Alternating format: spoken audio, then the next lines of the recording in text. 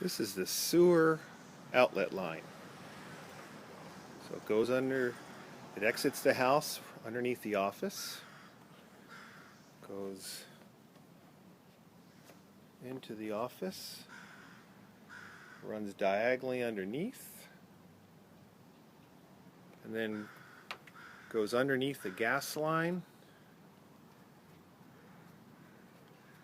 and takes a run back to what looks like the pantry area.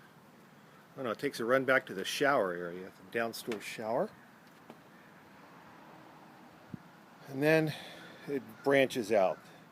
There's the upstairs branch right there. And this branch right here is for the downstairs bathroom. And then it's going to continue to run straight back